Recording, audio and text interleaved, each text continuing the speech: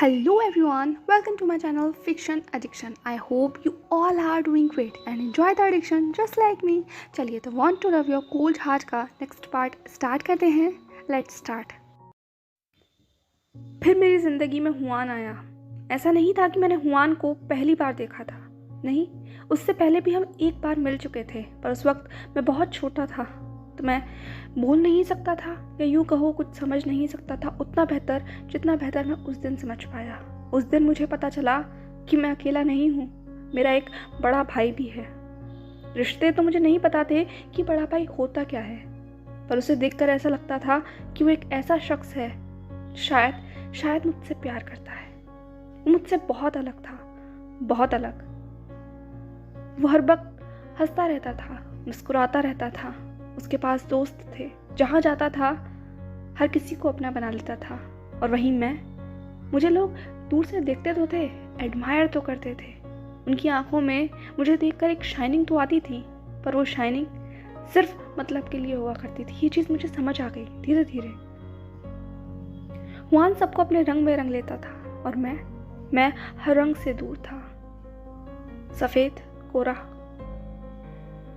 कोई चाहकर भी मुझे छू नहीं सकता था. बहुत से लोग आए ज़िंदगी में जिन्होंने कोशिश की मेरे करीब पहुंचने की, पर मैंने एक ऐसी वॉल अपने आगे खड़ी कर रखी थी जिसे कोई पार नहीं कर सकता था. और ये ज़रूरी था क्योंकि मैं लोगों की आंखों को पढ़ता था. मैं ऑब्जर्व करने में बहुत अच्छा था और मुझे दिखता था कि उनकी आंखों में सिर्फ मतलब है, मतलब जो शायद मेरी पोजीशन को लेकर था, मेरे फादर की रेपुटेशन को लेकर था. और मुझे ऐसे रिश्ते नहीं चाहिए थे. कभी अगर मेरी लाइफ में कुछ होता था तो मैं बस शांत हो जाता था. उस वक्त हुआन मुझे हौसला देने की कोशिश करता था, वो मुझे गले लगाने की कोशिश करता था, पर मैं इन सब चीज़ों से बहुत दूर हो जाया करता था. वो जितना मेरे करीब आने की कोशिश करता था, मैं उतना ही उसे दूर धकेल देता था. ऐसा नहीं था कि मैं कोशिश नहीं करता था, पर मैं कर ही नहीं पाता था. आप उस शख्स से एकाएक किस तरीके से किसी भी तरीके के रिएक्शन की उम्मीद कर सकते हो जिसने 8 साल तक ये महसूस ही नहीं किया कि खुश होना, रोना, किसी से अपने दुख दर्द को बांटना क्या होता है. वो एकाएक कैसे किसी के साथ कुछ बांट सकता है. वक्त गुजरा और मैं और ज़्यादा शांत होता चला गया. स्कूल कंप्लीट हुआ, हाई स्कूल कंप्लीट हुआ. अब तक भी मैं अकेला ही था. कॉलेज लाइफ शुरू हुई, वहाँ और लोगों से मुलाकात हुई. तब जाकर बिजनेस में इंटरेस्ट जागा. मैंने पढ़ाई को अपनी लाइफ बना लिया था. हर फील्ड में एक्सपर्ट. जिस चीज़ में गया बस वही चीज़ मेरी होकर रह गई. मैंने बहुत कम उम्र में ग्रेजुएशन और पोस्ट ग्रेजुएशन कंप्लीट कर ली थी क्योंकि मेरी इंटेलिजेंसी बहुत थी. उसके बाद मैं ऑक्सफोर्ड पढ़ने के लिए चला गया और चाइना से बहुत दूर हो गया. जब वापस आया तो बिल्कुल अलग इंसान था. व्यवहार नहीं बदला था, पर अब लोगों को डील करना आ गया था, उनसे बात करना आ गया था. इमोशंस कहीं दूर थे, या यूँ कहो कभी मेरे अंदर पैदा ही नहीं हुए. इसीलिए लोगों ने मुझे हार्टलेस समझ लिया. स्टोन हार्टेड, मर्सीलेस, रूथलेस और ना जाने क्या नाम दे दिए गए. बिल्कुल तुम्हारी तरह, जैसे तुम कहते हो, कोल्ड प्रिंस. ये कहते हुए ईबो हल्का सा मुस्कुराने लगा. जहान का दिल बुरी तरीके से टूट चुका था, कांप रहा था. उसका चेहरा सफ़ेद पड़ा हुआ था, फिर भी उसने अपनी उसी कांपती हुई आवाज़ में पूछा, गा, आपकी मॉम. ये कहते वक्त जहान का गला पूरी तरीके से सूखा हुआ था. उसकी मुट्ठियां बंधी हुई थीं. दिल बहुत तेजी के साथ घबरा रहा था. ईबो भी शांत हो गया. उसने जहान को बोलने का मौका दिया. जहान ने कहा, मेरा मतलब आप कभी उनसे मिले हैं? जहान की वॉइस क्वेश्चनिंग थी. ऐसा लग रहा था जहान उस सवाल के अंदर बहुत कुछ पूछना चाहता है. ईबो ने कहा, मुझे नहीं पता वो कौन है. मैं कभी उनसे नहीं मिला और सच कहूं तो मिलना भी नहीं चाहता. एक जहान शांत हो गया. उसने हैरानी से अपनी आंखों को फैलाते हुए ईबो की तरफ देखा, जैसे कि वो सकते में हो. वो इस जवाब की उम्मीद नहीं कर रहा था. क्या सच में कोई शख्स अपनी माँ से मिलना नहीं चाहता? जब ईबो ने जहान का इस तरीके का चेहरा देखा तो उसने एकाएक जहान के बालों को रफल करते हुए कहा, क्या हुआ? जहान ने कहा, आप उनसे मिलना नहीं चाहते? पर क्यों? हर इंसान अपनी माँ से तो मिलना चाहेगा ही। जहान कुछ प्रूव करने की कोशिश कर रहा था। वो बस चाहता था कि वो कुछ ऐसा जवाब दे जो उसके मन को शांत करे। उसे बहुत बिट्रे फील हो रहा था। ईबो ने कहा, पता नहीं, जब वो मुझे किसी और के लिए छोड़कर चली गई, शायद हो सकता है वो इंसान मुझसे ज्यादा जरूरी हो, तो मैं ऐसे शख्स को याद कर क्या करूंगा। जहान ने कहा, तो क्या आप मतलब आप उस शख्स के लिए क्या फील करते हैं जिसके लिए आपकी मॉम आपको छोड़कर चली गई? जहान की आंखें बहुत बहुत ज्यादा क्वेश्चनिंग थी, खाली थी, या यूं कहो डर से भरी हुई थी। ईबो भी जहान की आंखों को देख रहा था। एकाएक जहान के चेहरे के वो एक्सप्रेशन कहीं ना कहीं ईबो को सकते में डाल रहे थे। ईबो ने चकल करते हुए कहा, सिंपैथी। जहान की भौहें तन गई। उसका चेहरा और ज्यादा सफेद पड़ गया, पर हैरानी साफ देखी जा सकती थी। जहान ने कहा, सिंपैथी, इसका क्या मतलब हुआ? ईबो ने कहा, पता नहीं, पर मैं दया महसूस करता हूँ। ये नहीं पता मुझे किसके लिए, उसके लिए या मेरे लिए। जहान ने कहा, मतलब जरा आप मुझे समझाएंगे? ईबो ने कहा, वो इंसान, वो शख्स जिसके लिए मेरी माँ ने मुझे छोड़ा, मुझे उस इंसान के लिए भी सिंपैथी महसूस होती है, क्योंकि उसे वो मिला जो मेरा छोड़ा हुआ था। फिर अगले ही पल मुझे वो सिंपैथी अपने लिए महसूस होती है, क्योंकि मेरी माँ ने उस शख्स के लिए मुझे छोड़ दिया। तो हो सकता है वो शख्स ज़्यादा इंपॉर्टेंट हो, पता नहीं। मैं अपने इन्हीं ख्यालों में उलझा रहता हूँ। कह नहीं सकता कि हम दोनों में से वर्स्ट कौन है, वो शख्स जिसके लिए मेरी माँ ने मुझे छोड़ दिया या मैं। खैर, इस बारे में अपने शब्द देना व्यर्थ है, क्योंकि मैं खुद क्लियर पिक्चर को नहीं जानता। जहान बहुत घबरा गया था। एकाएक उसे ऐसा महसूस हो रहा था जैसे कि उसकी उम्मीद टूट गई हो। क्या वो है जिसने ईबो से सब कुछ छीन लिया? जहान अपने घबराए हुए दिल से उसने अपनी पलकों को झुकाया और ईबो की चेस्ट में अपना फेस बरी कर लिया। वो बस ईबो के उस रिलैक्सिंग सेंट को स्मेल करना चाहता था, इनहेल करना चाहता था, और कुछ पल के लिए ईबो के करीब रहना चाहता था। क्या वो इन सब चीज का जिम्मेदार है? एक और बोझ उसके दिल के ऊपर। वो बोझ बहुत भारी है, बहुत भारी। क्या वो है जिसकी वजह से ईबो की जिंदगी कुछ ऐसी हो गई? क्या वो वही शख्स है जिसने उसके बुका से सब कुछ छीन लिया, सब कुछ, यहाँ तक कि इमोशंस भी? वो बहुत हारा हुआ महसूस कर रहा था, और इतने आंसू उसकी आंखों से निकल कर बह गए, और कितने वो पी गया इसका अंदाजा लगाना लगभग नामुमकिन था। ईबो ने धीमे से जहान के बालों को सहलाया और कहा, तुम्हें चिंता करने की जरूरत नहीं है जहान, चीजें ऐसी ही होती हैं। लाइफ कभी भी आपको वो नहीं देती जो आप चाहते हो। कभी कभी हमें वो मिलता है जो शायद वाकई हमारी सिर्फ किस्मत में लिखा हो, तो उसे एक्सेप्ट करना रियलिटी है। चिल, ज़्यादा टेंशन मत लो। वो बस जहान को कन्विंस करने की कोशिश कर रहा था कि उसे उसके लिए बुरा मानने की जरूरत नहीं है, क्योंकि वो खुद भी अब बुरा नहीं मानता। अचानक जहान के टमी से आवाज आने लगी। उसका टमी ग्रोल कर रहा था। एकाएक ईबो हंसने लगा। ईबो ने कहा, मुझे लगता है तुम इतना ज्यादा रो लिए हो कि अब तुम्हारी टमी भी आवाज करने लग गया है। हमें कुछ खा लेना चाहिए। ये कहते हुए ईबो ने सॉफ्टली जहान के उन सॉफ्ट हेयर्स के ऊपर किस किया। जहान ने कहा, मुझे लगता है हमें खा लेना चाहिए, सच में बहुत भूख लग रही है। ये कहते हुए जहान खड़ा हो गया। वो टॉपिक को चेंज करना चाहता था। उनका वो स्वीट मोमेंट वो खराब नहीं करना चाहता था। ईबो ने कहा, ठीक है, तो बताओ क्या खाना चाहते हो। ये कहते हुए ईबो वहीं अपने टेबल के पास से मोबाइल को उठाने की कोशिश करने लगा। जहान ने कहा, बोका, आप खाना बनाना जानते हैं? जहान क्यूटली और इनोसेंटली अपने आईज को ब्लिंक कर रहा था। जहान का ये क्वेश्चन सुनकर एक ईबो के हाथ बीच में रुक गए। उसने पलट कर जहान की तरफ देखा और कहा, कुक, वो मुझे करने की क्या जरूरत है जब हम इजीली ऑर्डर कर सकते हैं। कहते कहते ईबो ने मोबाइल उठा लिया था और वो अपनी मोबाइल की ऐप खोलकर कुछ खाना प्लेस करने ही वाला था कि इतने में जहान ने उसका हाथ पकड़ लिया। एकाएक ईबो रुक कर जहान की तरफ देखने लगा। दोनों एक दूसरे को देख रहे थे। ईबो ने कहा, बनी, क्या हुआ? क्या तुम्हें अब खाना नहीं खाना?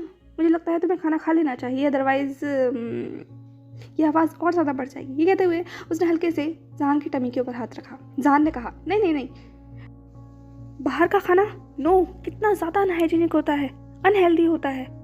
डोंट टेल मी कि आप डेली बाहर से खाना खाते हैं। ये कहते वक्त जहान ने अपना फेस चढ़ा लिया था।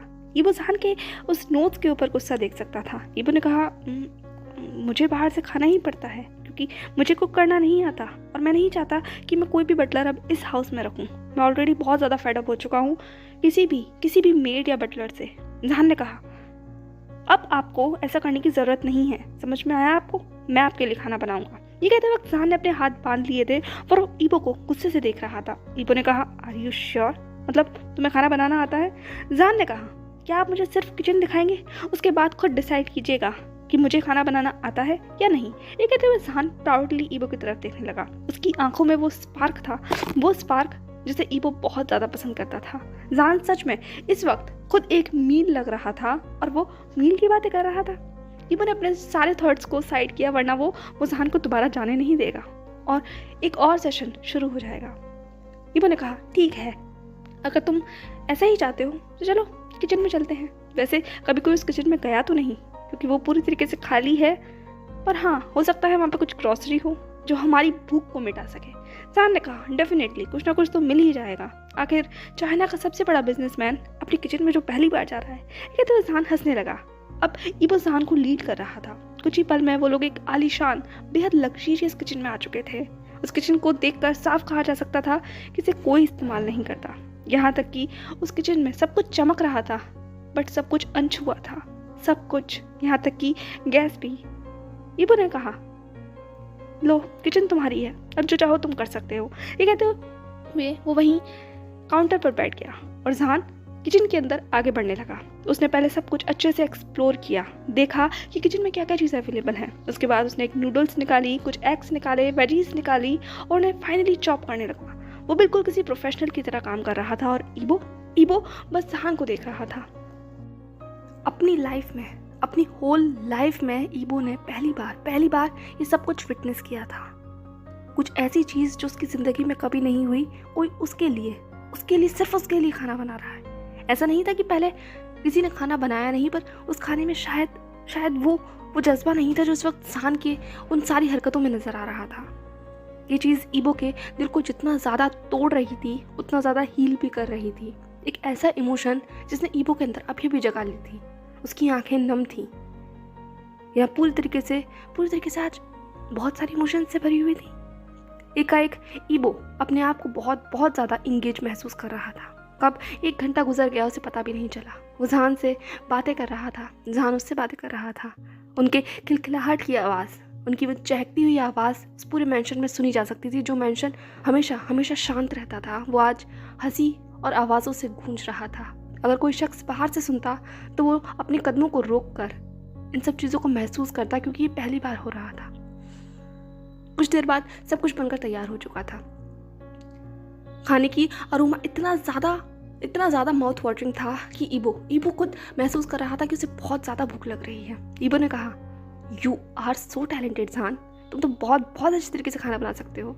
अब मुझे फाइनली ऐसा लगता है कि तुम एक वाइफ मटेरियल हो। ये कहते हुए उसने जहान के सारे बालों को बिगाड़ दिया। उसका वो मैसी सा बन, उसकी फ्रिंजेस उसके पूरे चेहरे के ऊपर फैल गई। जहान ने लगभग चिड़चिड़ाते हुए कहा, क्या कहा आपने? वाइफ? लगता है आप भूल गए और इस बार मैंने आपको ईजी ले लिया और अगेन बॉटम बन गया। इसका मतलब ये नहीं है कि आप मुझे वाइफ की तरह ट्रीट करोगे। मैं लीड कर सकता हूँ, और याद रखिएगा जिस दिन मैंने लीड किया ना, मैं आपके साथ बिल्कुल भी सॉफ्ट नहीं होने वाला।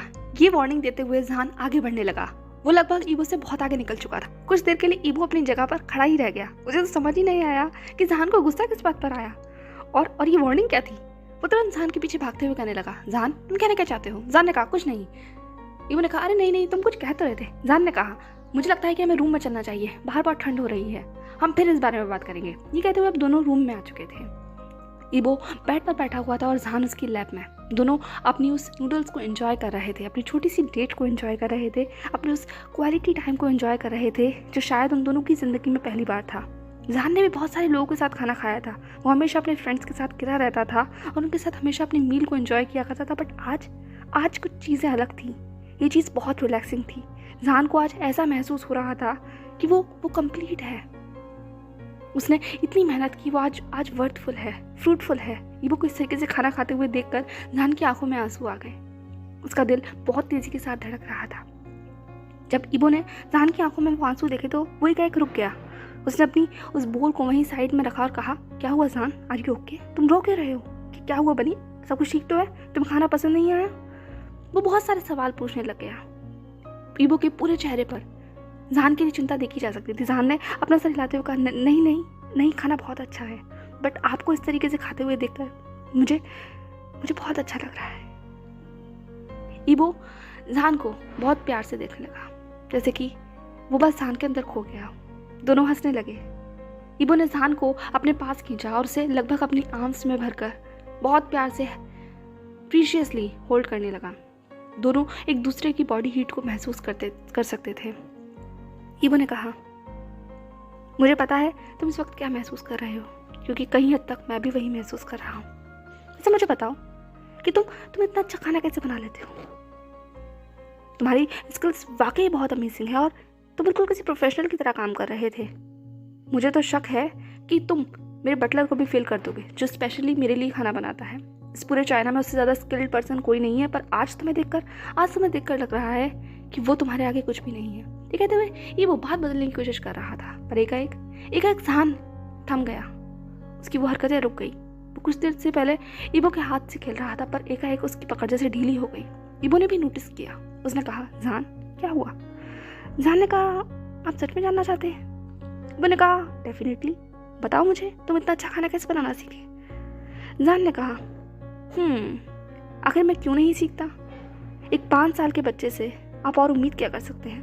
मैं यहाँ तक किसी तरीके से तो पहुँचा हूँ, और जब से मैंने खाना बनाना सीखा है कभी रुका नहीं। एकाएक ईबो सकते में आ गया, मतलब हैरान हो गया जान की बात सुनकर। 5 साल का बच्चा खाना बनाना? ईबो ने कहा, क्यों, मतलब क्यों? तुम्हारे मॉम या डैड नहीं थे खाना बनाने के लिए, या मतलब कोई भी जो तुम्हारा ख्याल रख सके? जान शांत हो गया, बहुत ज़्यादा शांत। बहुत सारी चीज़ें थी जो एकाएक उसके दिल में उभर आई थी। मॉम और डैड, ये 2 वर्ड्स कितने ब्यूटीफुल हैं, कितनी ज़्यादा खूबसूरत है, कितने रिलैक्सिंग है, बट क्या ये जान के लिए है? जान ने गल्प किया और कहा, मॉम और डैड। ईबो ने कहा, क्या हुआ जान, तुम कुछ कहना चाहते हो? तुम भी याद रखो, मैं भी तुम्हारे लिए यहाँ, सिर्फ तुम ही मेरे लिए नहीं हो। कहो जो कुछ भी कहना चाहते हो। मैं अपने शब्दों के साथ अच्छा नहीं हूँ, पर हाँ, मैं किसी चीज़ में अच्छा हूँ तो वो है सुनने में। मैं सुनने में बहुत अच्छा हूँ। I am a very good listener. जान ने कहा, सच में? चलिए, तो जैसे आपने मुझे कहानी सुनाई, क्यों ना मैं भी आपको एक कहानी सुनाऊं? कहते हुए जान ऑकवर्डली हंसने लगा। उसकी वो स्माइल कितनी ज़्यादा ब्रोकन और फेक थी, ये ईबो देख सकता था। उसकी आंखों में ईबो ने वो देखा जिसने कहीं ना कहीं उसके दिल को हैरान कर दिया था। वो खालीपन, वो दर्द जो चीख रहा था जान की आंखों से बाहर आने के लिए। ईबो बस जान को होल्ड कर उसकी बात सुनने लगा। उस पूरे बड़े से कमरे में अब सिर्फ 2 जिस्म एक दूसरे के करीब थे। सांसें एक जैसे स्पीड में चल रही थी और शब्द जो जान बोलने वाला था। जान ने कहा, जैसे कि आपने कहा, एक लड़के ने इस पूरी दुनिया के अंदर आंखें खोली और उसे सब कुछ मिल गया, सारी शोहरत। ठीक उसी तरीके से एक और लड़का था, एक और बेबी था। जब उसने इस दुनिया के अंदर आंखें खोली तो उसकी आंखें खुलते के साथ ही उसे सब कुछ छिन चुका था, सब कुछ। एक न्यू बॉर्न बेबी सबसे पहले क्या सीखता है? हंसना या रोना? पर वो जो न्यू बॉर्न बेबी था वो सबसे अलग था। उसने सबसे पहले जो सीखा वो था लड़ना। हाँ, लड़ना। ये कहते हुए जान नोट करने लगा। उसने कहा, वो लड़ना सीखा सबसे पहले अपनी सांसों के लिए। उसने अपनी आंखें खोली थी तो सांसों के लिए जैसे बेचैन हो रहा था। जब सांसें मिली तो फिर लड़ा वो ब्लड के लिए, क्योंकि इसके शरीर में इतना कम खून था कि उसको जिंदा रखने के लिए लगभग नामुमकिन था। और बड़ा हुआ तो किसी की वार्मनेस के लिए लड़ने लगा। दुनिया को जाना तो पता चला कि खाने कितना ज़रूरी है, तो वो अपनी खाने के लिए लड़ने लगा। डेली नेसेसिटीज़ को पूरा करने के लिए, जैसे उसकी छोटी सी लाइफ में यही सबसे ज़्यादा ज़रूरी था। उन सब चीज़ों में उलझ गया। उसकी वो छोटी सी ज़िंदगी सिर्फ इस चीज़ पर आकर ख़त्म होती थी कि वो अपनी डेली नेसेसिटीज़ को कैसे पूरा करेगा। लाइफ में उसकी ज़रूरतें थीं, वो भी यही सोचता था जैसे कि यही लाइफ होती है। सभी को वो मतलब एक ही नज़रिए से देखने लग गया था। उसे लगता था कि हर इंसान अपनी लाइफ में इन्हीं सब चीज़ों के लिए तो स्ट्रगल करता होगा, बट ऐसा नहीं था। ऐसा नहीं था क्योंकि बाहर की लाइफ तो बहुत ज़्यादा अलग थी, या यूँ कहो और ज़्यादा हार्श थी। उसकी ज़िंदगी में एक लाइन थी, एक ऐसी लाइन जिसकी इस तरफ उसकी वो दुनिया थी जिसमें वो सिर्फ अपने खाने के लिए और कुछ ज़रूरी चीज़ों के लिए लड़ता था, पर लाइन के उस तरफ लाइफ और ज़्यादा हार्श बोल्ड थी, इतनी ज़्यादा क्रूरल थी, जिसका अंदाज़ा उसे तब हुआ जब उसने उस लाइन के उस तरफ कदम रखा। जब वो उस तरफ गया तो वहाँ वो भूख से बिलखता था।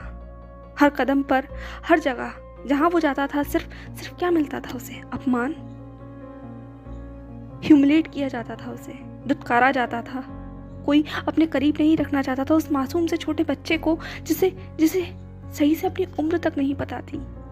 लोग उसे ऐसे देखते थे जैसे वो कोई एक बीमारी है। मैं हंसता हूँ उस बच्चे की उस किस्मत पर आज। ये वो जहान के उन सारे वर्ड्स के अंदर एक ऐसा दर्द महसूस कर पा रहा था जिसको वो चाहकर भी कंप्लीटली उस तरीके से महसूस नहीं कर सकता जैसा जहान कर रहा है। फिर भी जहान की आवाज़ में कोई दर्द नहीं था। वो आवाज़ बिल्कुल प्लेन थी, बिल्कुल रॉ, जैसे कि कोई नॉर्मल बात कही जा रही हो, पर वो उतनी नॉर्मल नहीं थी। इबो ने अपनी पकड़ को जहान के उन कंधों पर टाइट किया और हल्के से उसे सहलाने लगा, जैसे कि बताने की कोशिश कर रहा हो कि वो वहाँ है। पर जहान ने कोई रिएक्शन नहीं दिया। वो अपनी बात को आगे कहना जारी रखा।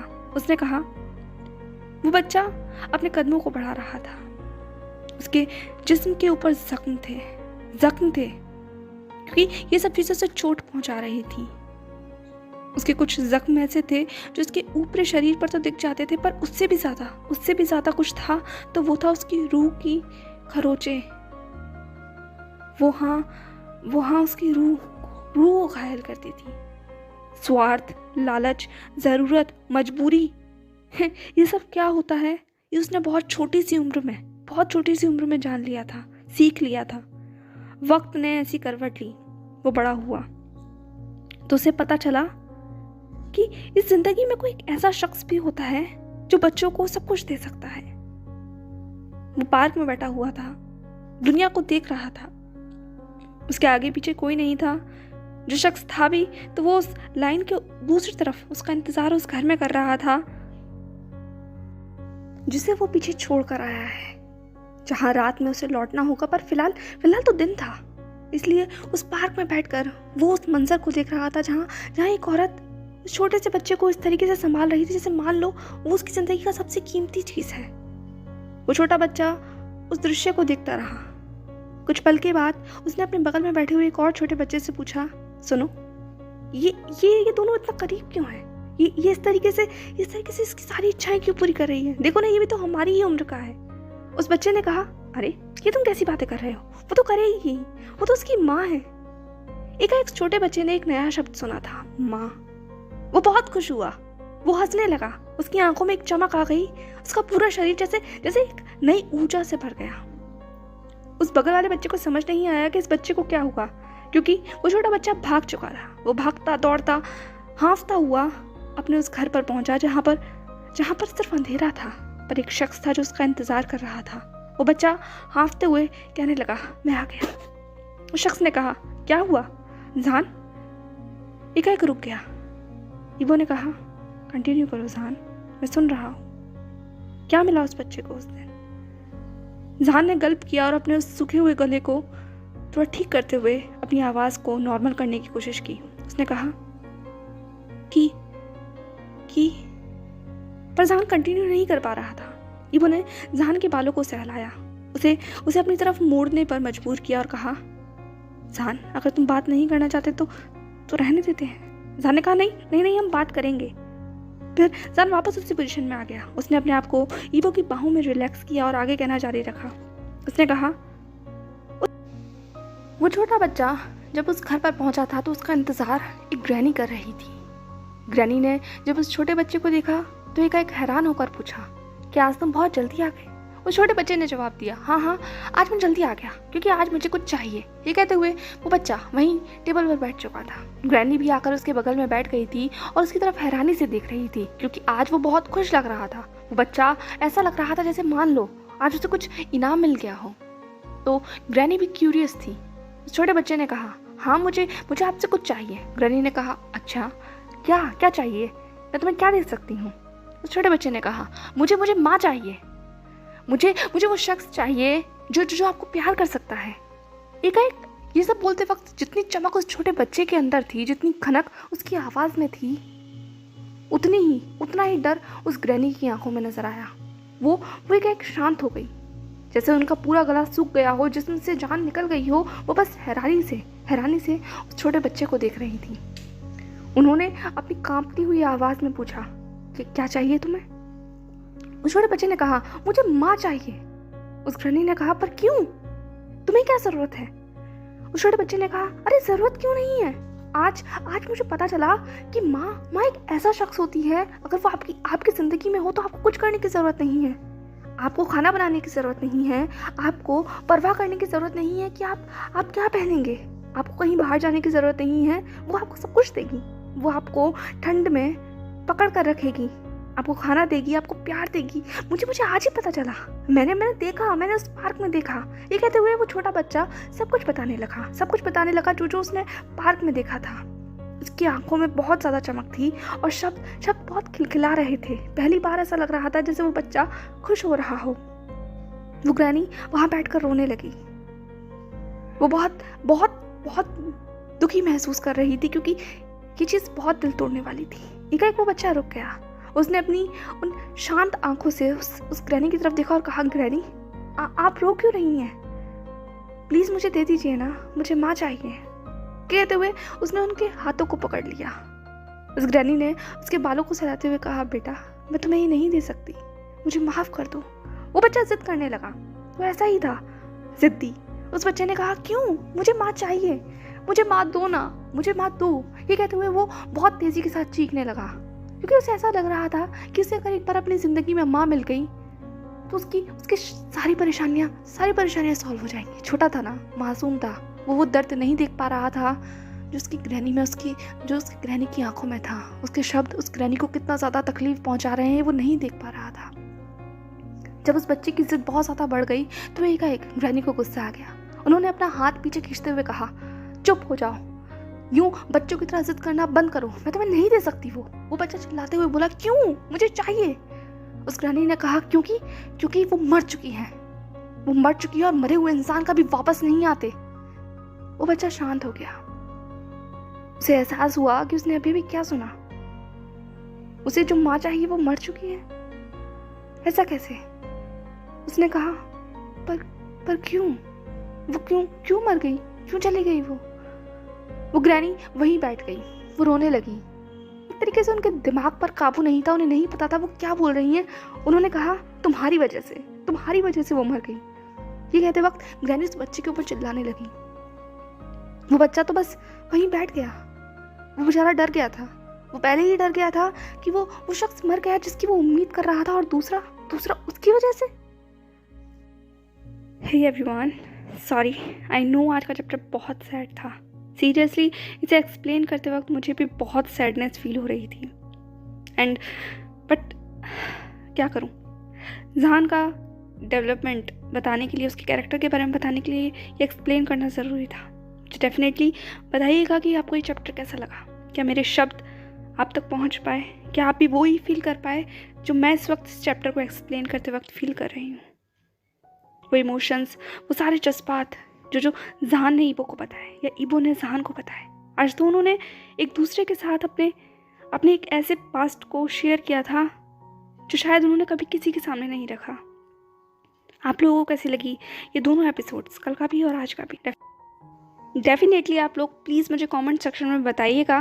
And again I am really sorry जो सैड फील कर रहा हो, so but it is important. And guys, आप लोग लाइक नहीं करते वीडियो को, वाई आई डोंट नो। मुझे समझ नहीं आता कि आप लोग लाइक क्यों नहीं करते। हम लोग गेन 5000 कर लेते हैं बट लाइक 1000 तक भी नहीं पहुंच पाते। ये पता है हर्ट करता है, आपको डिमोटिवेट करता है। आपको वीडियो बनाने की इच्छा नहीं होती, आपको ऐसा लगता है कि आपका काम लोग पसंद नहीं कर रहे, तो प्लीज़ वीडियो को लाइक किया कीजिए, एटलीस्ट 1K तक तो लाइक पहुंचा दिया कीजिए। चलिए, आप मुझे इंस्टाग्राम पर फॉलो कर सकते हैं, लिंक डिस्क्रिप्शन बॉक्स में मैंने दे दिया है। बाकी stay safe, stay happy and follow for more. Don't forget to subscribe my channel. Bye bye.